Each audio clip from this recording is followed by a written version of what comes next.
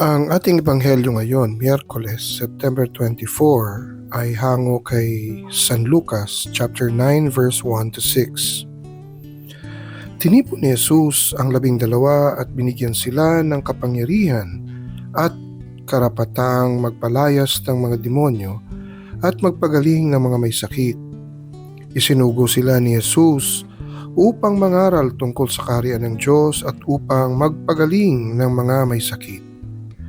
Sila'y pinagbilinan niya, huwag kayong magbabao ng anuman sa inyong paglalakbay, kahit tungkod, balutan, tinapay, salapi o bihisan man. Makituloy kayo sa sino mang tumanggap sa inyo at manatili kayo sa bahay nito hanggang sa pag-alis nyo sa bayang yon. Kung hindi naman kayo tanggapin ng mga tao sa isang bayan, umalis kayo ron at ipagpag ninyo ang alikabok sa inyong mga paa bilang babala laban sa kanila.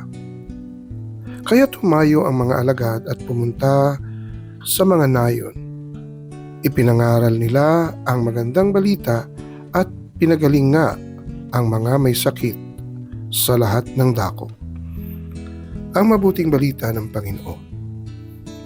Ang ating faithful reflection sa araw na ito ay galing kay Brother Selton Sindo ng Hand of the Sower Catholic Community. Travel Light.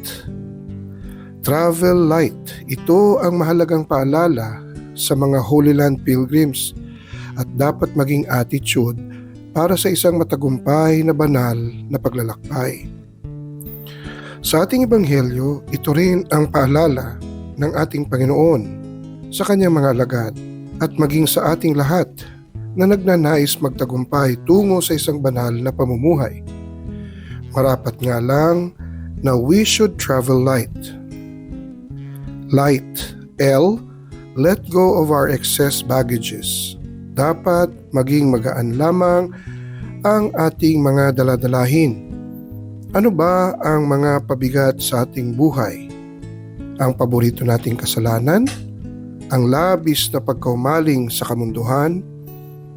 Kailan ba natin sila isusuko ng lubusan para na rin sa sariling kapakanan? I, inspect our pride. Isa ba tayo sa mga sobrang GGSS, gandang-ganda sa sarili? Sobrang bilib sa sariling kakayanan o hindi na kinakailangan ng tulong ni numan? Kabilang na ang poong may kapal. G, God-given ability. God-given ability must be used for His greater glory. Lahat ng nasa atin ay pawang mga kaloob lamang. Ginagamit ba natin ang mga ito para sa sariling pakinabang lamang?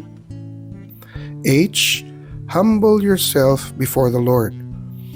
Ang pagmimisyon ay hindi natin personal na gawain lang.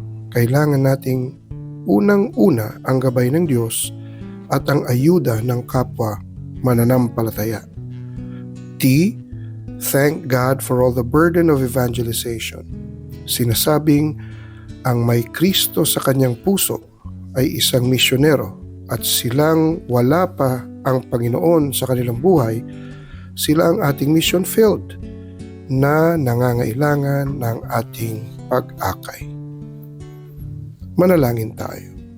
Jesus, gawin mo akong alulod ng iyong pagpapala upang makaakay ako sa iyo ng aking kapwa. Amen. Sa ngalan ng Ama, ng Anak at ng Espiritu Santo. Amen.